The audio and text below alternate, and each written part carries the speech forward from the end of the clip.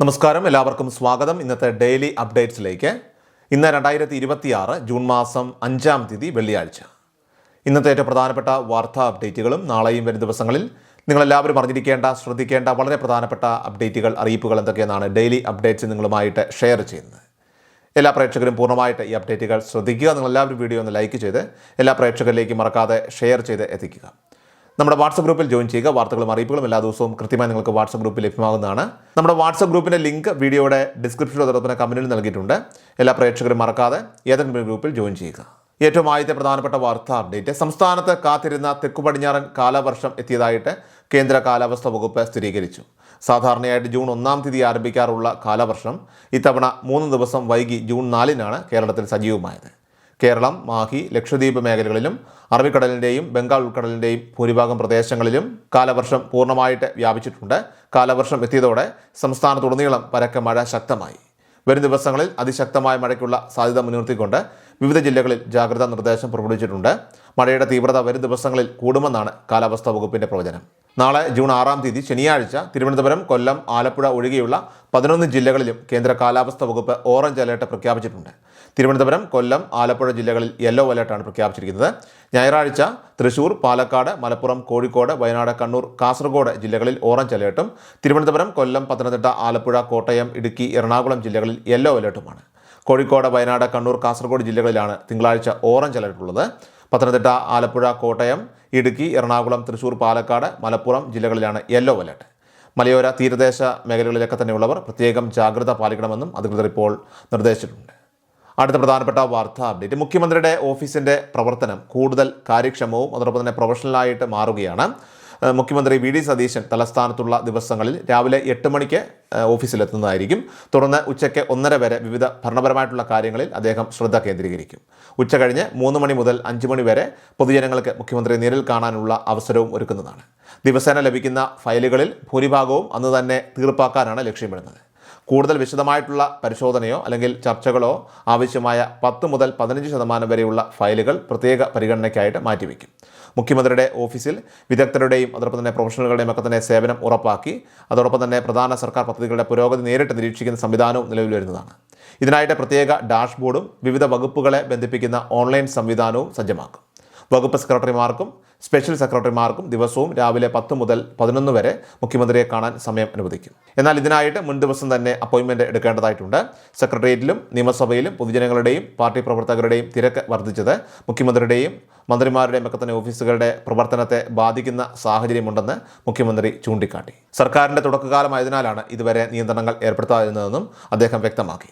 ഇതിന് പരിഹാരമായിട്ട് പൊതുജനങ്ങൾക്ക് ഉച്ച കഴിഞ്ഞ് 3 മണി മുതൽ 5 മണി വരെ സെക്രട്ടേറിയറ്റിൽ പ്രവേശനം ക്രമീകരിക്കുന്നതിനെക്കുറിച്ച് ആലോചിക്കുന്നുണ്ട്. ഇത് സംബന്ധിച്ച അന്തിമ തീരുമാനം മന്ത്രിസഭാ യോഗത്തിൽ ചർച്ച ചെയ്ത ശേഷമായിരിക്കും കൈക്കൊള്ളുക. അടുത്ത പ്രധാനപ്പെട്ട വാർത്താ അപ്ഡേറ്റ്. കേരളത്തിൽ വാഹനങ്ങളിൽ വരുത്താവുന്ന മോഡിഫിക്കേഷനുകൾ സംബന്ധിച്ച് മോട്ടോർ വാഹന വകുപ്പ് പുതിയൊരു പട്ടിക തയ്യാറാക്കി സർക്കാരിന് കൈമാറുകയാണ്.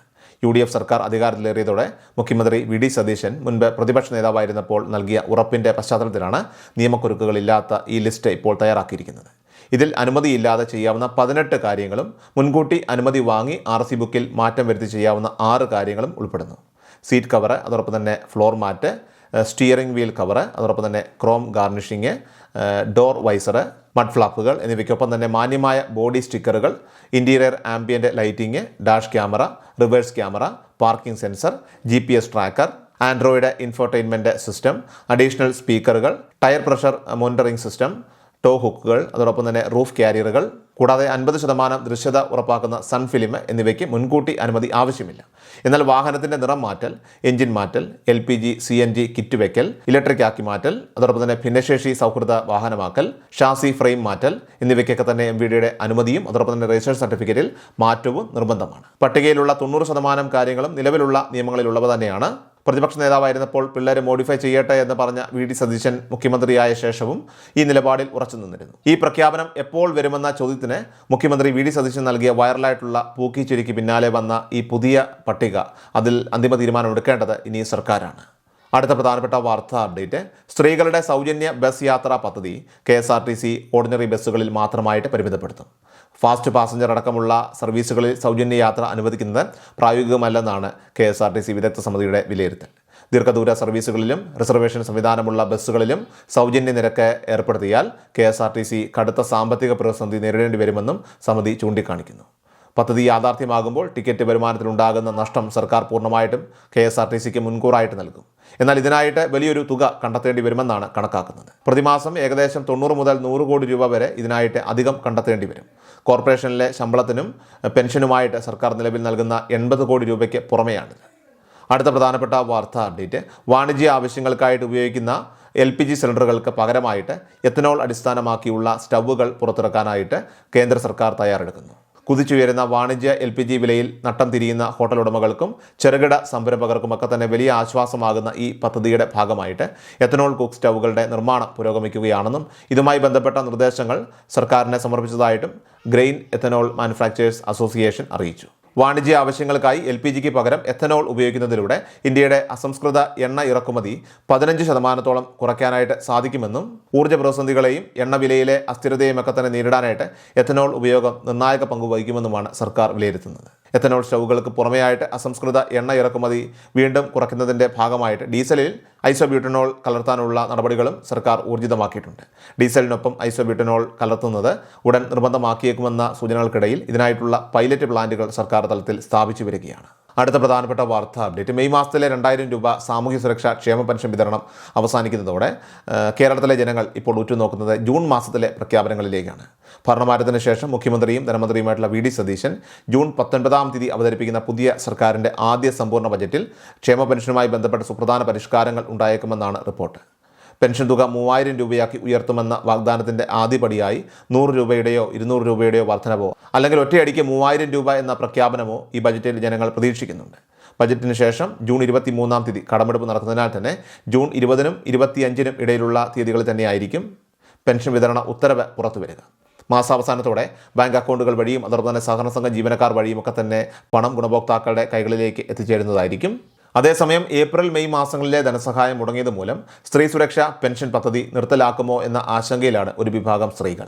എന്നാൽ നിലവിൽ 16 ലക്ഷത്തോളം സജീവ ഗുണഭോക്താക്കളുള്ള ഈ പദ്ധതി അത് പുതിയ മാറ്റങ്ങളോടെ കൂടുതൽ കാര്യക്ഷമമായിട്ട് മുന്നോട്ട് കൊണ്ടുപോകുമെന്നാണ് ഔദ്യോഗികമായിട്ട് ലഭിക്കുന്ന സൂചന.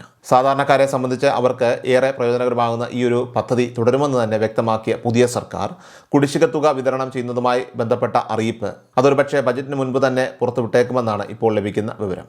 ഏറ്റവും അവസാനമായിട്ട് സംസ്ഥാനത്തെ സ്വർണ്ണവില പരിശോധിച്ചാൽ കഴിഞ്ഞ 2 ദിവസമായി മാറ്റമില്ലാതെ തുടർന്ന സംസ്ഥാനത്തെ സ്വർണ്ണവിലയിൽ ഇന്നലെ വ്യാഴാഴ്ച ജൂൺ 4-ാം തീയതി നേരിയ ഇടിവ് രേഖപ്പെടുത്തി. ഒടുവിൽ ലഭിക്കുന്ന വിവരങ്ങൾ പ്രകാരം പവന് 80 രൂപ കുറഞ്ഞ് 1,14,480 രൂപയിലാണ് വ്യാപാരം പുരോഗമിക്കുന്നത്. ഗ്രാമിന് 10 രൂപ കുറഞ്ഞ് 14,310 രൂപയിലുമായിരുന്നു വ്യാപാരം. ഡെയിലി അപ്ഡേറ്റ്സ് പൂർണ്ണമാവുകയാണ്. എല്ലാവരിലേക്കും നിങ്ങൾ ഈ അപ്ഡേറ്റ്സ് ഇപ്പോൾ തന്നെ ഷെയർ ചെയ്യുക. നമ്മുടെ വാട്സപ്പ് ഗ്രൂപ്പിൽ ജോയിൻ ചെയ്യുക. വാർത്തകളും അറിയിപ്പുകളും എല്ലാ ദിവസവും കൃത്യമായി നിങ്ങൾക്ക് വാട്സപ്പ് ഗ്രൂപ്പിൽ ലഭ്യമാകുന്നതാണ്. നമ്മുടെ വാട്സപ്പ് ഗ്രൂപ്പിൻ്റെ ലിങ്ക് വീഡിയോയുടെ ഡിസ്ക്രിപ്ഷനിൽ അതുപോലെ തന്നെ കമൻറ്റിൽ നൽകിയിട്ടുണ്ട്. എല്ലാ പ്രേക്ഷകരും മറക്കാതെ ഏതെങ്കിലും ഒരു ഗ്രൂപ്പിൽ ജോയിൻ ചെയ്യുക. വാർത്തകൾ എല്ലാവരിലേക്കും ഷെയർ ചെയ്യുക. വീഡിയോ ഡെയിലി അപ്ഡേറ്റ്സുമായിട്ട് നമുക്ക് നാളെ കാണാം. അതുവരേക്കും നന്ദി, നമസ്കാരം.